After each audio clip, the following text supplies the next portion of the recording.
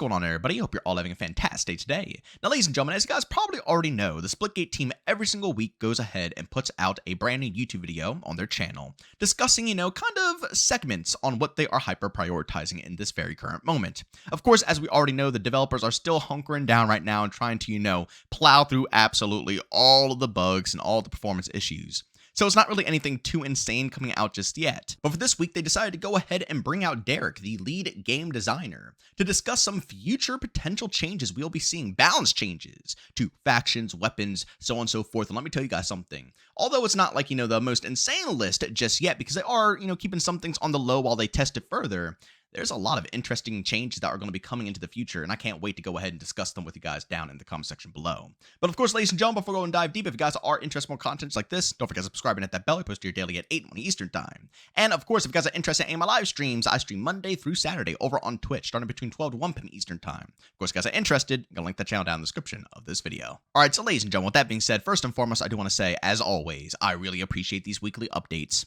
And I really hope the devs keep on pushing with these because I think they're personally phenomenal. And it's a great way to give insight to the overall community, especially people who don't really keep up with, any updates online or any other content creators. As I stated before, a lot of people didn't even know, some of the changes that were coming through with this game until the developers went on YouTube and put their own video up. So I think it's a good way to stay connected with the community and, give more behind the scenes details on what we should expect and just have that kind of connection with the overall development team. But with that being said, let's dive right on in. First and foremost, obviously, the sub-brass change that we're going to be seeing. The whole class is going to be seeing tweaks across the board between the weapons and also the overall shield. Now, first and foremost, the Rattler. Apparently, they're going to be nerfing the Rattler and making it take an additional one shot to go ahead and take down an opponent. And again, I know a lot of people are going to sit here and say that it's not really going to do anything. And I have no clue. It might not do anything, When this update goes into the complete game, it might be useless. We have no clue. But I've seen time and time again where, these changes will be very minuscule and a weapon will be absolutely shifted. And Derek actually went ahead and used an example with the Cadence. Apparently, the Cadence was an absolute demonic weapon before the game officially launched. But they made a few tweaks here and there, just very, very, very minor tweaks. And let's be honest, ladies and gentlemen, the Cadence is one of the worst marksman rifles in the overall game, to the point where Derek actually said they're planning on going ahead and buffing it, more than likely with this upcoming update. So I'm very happy to hear that.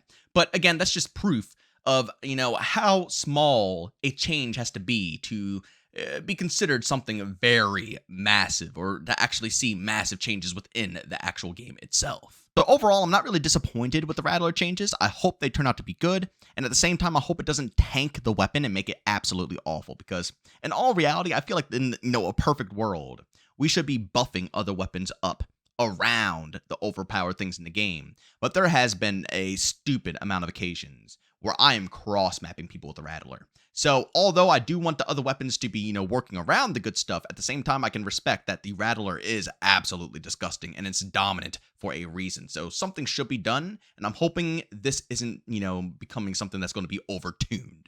Now, moving over to the Plow shotgun, they're going to be doing a couple of things to this bad boy. First and foremost, the headshot multiplier. As you guys already know, if you're close enough and you hit them in the head, sometimes you can get that one-shot kill. They're going to be completely stripping that from the game. And secondly, they're going to make the shots, a little bit more, I think, as I stated, inconsistent. Right now, there are a lot of chances where you can get like an 85-point hit with your shotgun, basically making it so all you need to do is just glaze their toenails with a pistol shot and they're going to die, making a lot of the situations with the Plow overwhelming. And I don't think too many people witness this, especially while camo grinding, because when you're camo grinding, you have to get the kill with the Plow. So a lot of us are, getting the typical 2-shot kills.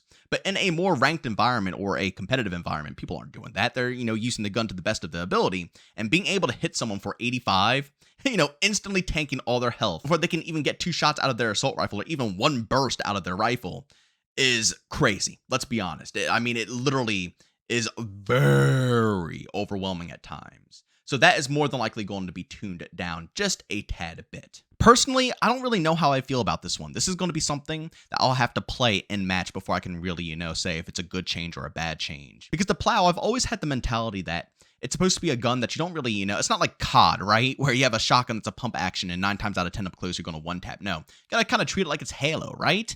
Shoot, punch, or even punch, shoot. You got to combo it a little bit, or even shoot, pull out a sidearm, finish off the target, so on and so forth. You got to think a little bit while using the shotgun. I just hope it still maintains that identity and it doesn't become so weak that it's more so irrelevant. And finally, ladies and gentlemen, for the Sabrask faction, I think what everybody's been waiting for, the shield changes. There's going to be two things that are going to be done here. First and foremost, the time that it takes to go ahead and obtain this shield has been upped a bit. I think it's like 45 beforehand. Now, this number isn't firm. This could change. Keep that in mind. But the planned number now is 75 seconds for every time you can call in the shield. I don't think this is a bad change. I know a lot of people are going to be calling for, heavier changes to happen, but I think that this will definitely prevent spam. Right now, a lot of good players, the reason it's so, good is because they can use it in every scenario. You can use it in a 1v1 gunfight, and then literally a half a minute later, I can already put it down on an objective.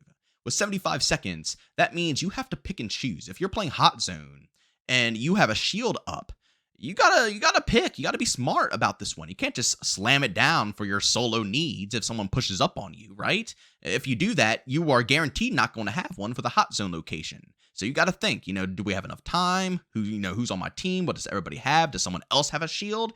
It's a lot of other factors that come into play. So I'm very curious to see if this will help with the problems that we see where everybody's spamming these shields everywhere.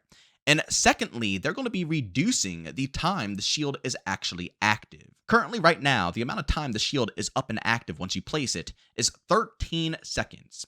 And Dare claimed that this causes a lot of camping, especially around games like Splitball, for example, where you can just kind of post up shop, put down a shield around an area with no portals behind it, and you can sit there forever. So they reduced it. Well, not reduced it yet, but they're planning on reducing it. And again, these numbers are all subject to change. They might change it before official launch, but right now in its current spot, they're planning on reducing it to 8 seconds for these shields to be active. I don't know how this change will be. I genuinely don't know. This is something that I'll have to wait until I actually try it out.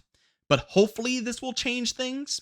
I'll say, though, right here, right now, I'm still a tad bit worried that this is going to cause the shields to still be dominant for 1v1 engagements. That's just the most annoying part about it. I still think at some point in time, the Sabrask shield is going to have to see something like maybe a longer put down time. So you can't just, put it down right away and continuously fire and kill your... I don't know. I just feel in 1v1 engagements, they're still overwhelming. And the best change right now, from what I can tell, is the length that it takes to obtain a shield. So that means people might not spam it in 1v1s, right? They might think about saving it for objectives, which is obviously a good thing. But other than that, these changes are not going to prevent people from, just slamming it down and instantly winning 1v1s. It's still very dominant, at that, especially in games like Onslaught where the portal placements are a bit more far apart. So if you're just in the open, like I said, it's guaranteed. You're always going to win the gunfight. Unless you miss half your mag, there's no possible way they'll be able to get you unless they can get a lucky jetpack over the top of your head. And lastly here for updates, and this one I'm actually extremely excited about. I'm so happy to hear this. They are planning on buffing pretty much all of the carbines and the bursts across the board. Now again, in Onslaught, which I play a lot of, the carbines and bursts are disgusting, absolutely filthy, because all the ranges are pretty long, right? They're perfect for carbines and bursts. But in 4v4, it's just not there. I'll be honest with you. Playing a lot of ranked, and again, playing against the top 100 all the time, you can tell there's no room for carbines or bursts. It's not like Halo, where, again, the best of the best are rocking the carbines and the bursts because, again, if you learn how to use them and you become better with them, you become more dominant than someone running around with a fully automatic. Not in Splitgate 2 right now. If you're in the top tiers, yeah, the carbines and the bursts still hit. And, if you get good with them, you will definitely get good with them. But I still feel like 9 times out of 10 when it comes to a game like Splitgate, especially with the portaling and being able to maneuver so fast, they're just not dominant enough. I just don't feel comfortable using a burst or carbine. It's more so I'm putting it on because I want to be different. I'm trying to switch things up and try something different to have some fun. But, if I'm very competitive, I'm going to be honest, the last gun I would want to put on right now is a burst or a carbine, unless it's on a specific map and a specific game mood. But even on a specific map and a specific game mood, I can still dominate with a fully automatic weapon. So they're going to be going ahead and buffing them across the board to try to make them a bit more competent against the, I guess the arena full auto meta.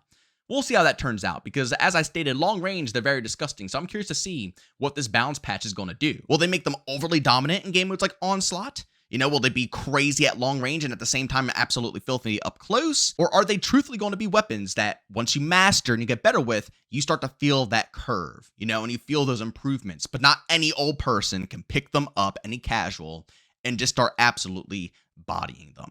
I'm very curious to see how the devs go ahead and balance this, but I think this is needed because, as I stated, that's the fun of games like this, especially arena shooters. The burst and the carbines are supposed to be some of the best weapons you can obtain, and it's only because of the learning curve that is involved. But in Splitgate 2, even when you get past that learning curve, and like I said, just look at the top 100. They can all dominate with bursts. I guarantee it. Each and every one of them could pick up a burst or a carbine and probably crap on each and every one of us.